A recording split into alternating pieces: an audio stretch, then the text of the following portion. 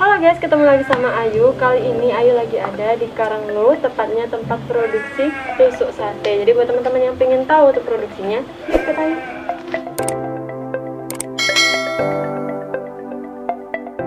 Selamat siang Mas. Ya. Saya Ayu dari market kita ini. Oh. Ini dengan Mas siapa? Saya Ari. Bapak Ari ya? Iya. Ini pemiliknya ya? Saya pemilik.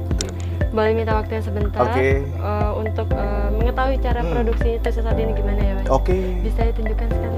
Bisa. Yuk, ayo. Teman-teman kalau mau tahu awal mulanya gimana Mas? Ini kebetulan kan masih panjang ya Kak ya. Ini masih belum dipotong. Ntar ya kita dipotong sesuai ukuran. Karena macam-macam kan. Gitu. Kita ada tusuk cilok, tusuk papeda ya, telur gulung ya, tusuk sate, kambing, ayam, tusuk sempol ya. Mungkin biasa ditemui di pinggir-pinggir jalan atau mungkin di pusat keramaian ya. Seperti inilah kita produksinya ya. Oh berarti bukan cuma satu saja ya untuk kebetulan banyak. Kita kebetulan semua tusuk yang berhubungan dengan stik bambu yang seperti ini ya. Kita ambil contoh bentuknya seperti ini Kak. Panjang sekian ini masih belum dipotong ya. Kebetulan padat dan bulat seperti ini. Nanti kita untuk prosesnya kita ke sini. Prosesnya awal mulai ini dipotong dulu Kak. Seperti ini ya. Iya. Nah, ini nanti dipotong ada ukurannya ya, diukur sesuai ukuran. Misalkan kita bikin tusuk cilok, berarti ntar dipendekin ya, dipendekin motongnya agak pendek. Misalkan tusuk papeda, tusuk sate, sesuai ukuran nggak? Sesuai ukurannya. Mulai 15 cm. Dibutuhkan juga betul, ya? 22 sama 30. Nah, setelah itu udah dipotong, udah potong semua, baru masuk ke sini Kak. Nah, ini proses apa Kak? Ini proses poles namanya ya. Ini proses poles bisa seperti ini, nanti ini digesek ya. Ini kebetulan untuk tusuk sempol. Berfungsi buat apa ini? Ini untuk menghaluskan. Jadi awal mula kan masih berserabut ya, masih berserabut. Jadi apa ya kalau untuk untuk anak-anak itu kasihan ya, karena terlalu tajam kan. Baru nanti dimasukkan ke sini, dipoles, dihaluskan. Setelah halus, kebetulan kita ada dua ini mesinnya. Di sini untuk mesin tusuk sampel ya, permisi Kak. Terus di sini kita ada poles ya. Di sini untuk tusuk sate Kak, lebih pendek. Diameternya jadi juga. alatnya nggak cuma satu. Galannya nggak cuma satu ya. Jadi di sini kebetulan ada dua tempat Kak. Di sini yang sebelah kanan ya dari saya nih. Ini untuk tusuk cilok, pendek banget ya. Jadi yang sebelah kirinya tusuk sate. Nah, kalau selesai di sini baru nanti kita runcing Kak. Kebetulan peruncingnya ada di sebelah sana. Iya. Nah, ada sebelah sini. Nah, Permisi ya Bapak ya. ya. Nah, ini adalah mesin peruncing. Kita ngeruncing di sini.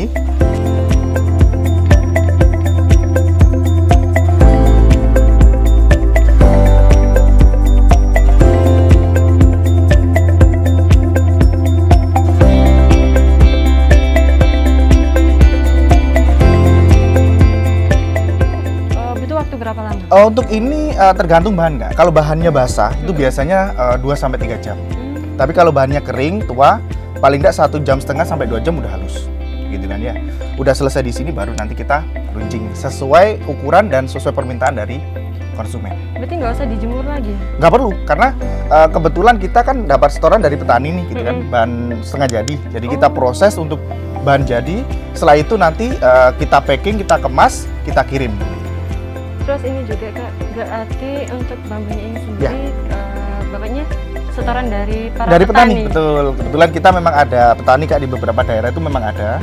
Yang store ke kita udah bentuknya jadi seperti ini. Mungkin lebih sini Kak. Jadi seperti ini bahan setengah jadi Kak. Sebelumnya belum seperti ini bentuknya bambu ya. Bambu. Untuk bambunya sendiri apa ada bambu khusus? Bambunya sih semua bambu bisa ya. Yang pasti itu tua. Yang lebih gampang di sini kan bambu-bambu di sekitar sini kan terbatas Kak. Apalagi kalau di di tempat-tempat yang memang jarang banget bambu, susah. Pasti kita nyarinya di lereng-lereng pegunungan. Itu gitu. Ini usahanya Bapak ini udah berapa lama? Kita jalan udah 3-4 tahun ya. 3-4 tahun sekarang udah kita jalan nih gitu.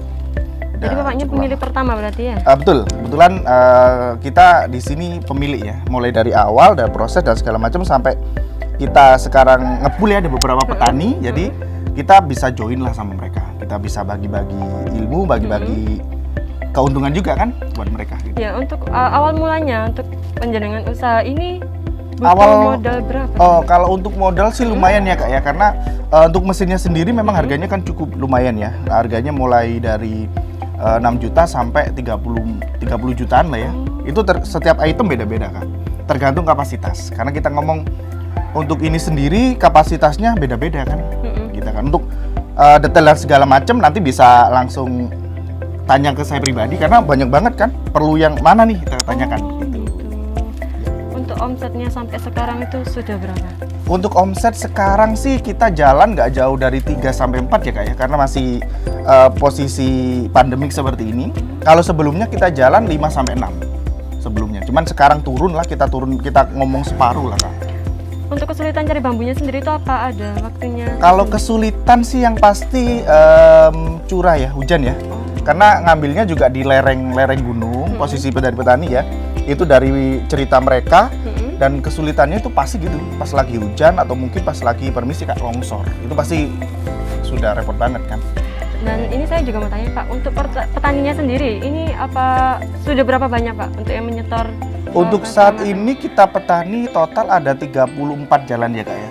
Karena setiap bulan biasanya ada nih kita proses baru untuk kita kebetulan dalam waktu dekat ini mau kita bikin kampung stik bambu Kak, terutama di desa ini ya. Kebetulan kemarin udah lobby teman-teman dari teman-teman dewan juga dan dinas-dinas yang terkait, kita memang mau bikin kampung stik bambu di sini. Ya semoga segera terrealisasi. Seperti itu. Ya. Ini Pak, kita juga mau tahu nih biar teman-teman di rumah biar tahu prosesnya kayak gimana. Bisa ditunjukkan? Bisa. Oke Kak. Ntar lagi ini proses dari awal. Jadi buat bahan setengah jadi ini, Pak Erik sendiri dapat dari para petani yang ada sekitar di sini. Untuk proses setelah barang setengah jadi ini langsung diproses ke pemotongan. Untuk pemotongannya ini sendiri itu nggak satu ukuran aja ya buat teman-teman ya. Ini teksturnya kalau sudah dipotong. Teman-teman bisa lihat. Terus setelah dipotong, ini kan masih kasar, jadi harus perlu proses penghalusan. Setelah dipotong langsung ke proses penghalusan di sini. Itu menggunakan alat ini yang kapasitasnya sampai 50 ke atas. Jadi setelah dihaluskan, bentuknya seperti ini. Teman-teman bisa lihat teksturnya itu lebih halus ya. Dan setelah proses penghalusan ini, karena ini tusuknya tuh nggak cuma satu jenis saja, bukan tusuk sate saja, tapi banyak banget jenisnya. Di sini juga ada, di sebelah sana juga ada alat, jadi teman-teman bisa ikut aku. Nah, di sini juga ada alat yang khusus buat tusuk kayak pentol gitu karena ukurannya lebih kecil. Ini ada dua tempat. Teman-teman bisa lihat. Sini kapasitasnya tuh di atas 70. Nah, di sini sudah halus ya. Bentuknya tuh udah halus. Setelah pembentukan ini udah penghalusan, itu ada namanya proses peruncingan. Untuk proses peruncingan sendiri alatnya ada di sebelah sini. Yuk ikut. Nah, di sini ini proses peruncingan. Jadi ini untuk teksturnya juga masih kasar. Perlu proses penghalusan lagi setelah peruncingan ini. Kalau sudah proses peruncingan, lanjut ke proses packing. Jadi buat teman-teman yang pengen tahu lebih jelas bisa langsung komen di bawah. Jangan lupa juga komen, like, subscribe channel YouTube Market Kita biar market kita makin jos. Dan yang pingin order juga, pingin beli, bisa langsung ke Pak Erik. Nanti aku bakal ngasih tahu juga alamatnya di bawah sini atau nama teleponnya di bawah sini. Jangan lupa guys, bangga dan beli produk lokal karena produk lokal tidak kalah sama produk luar.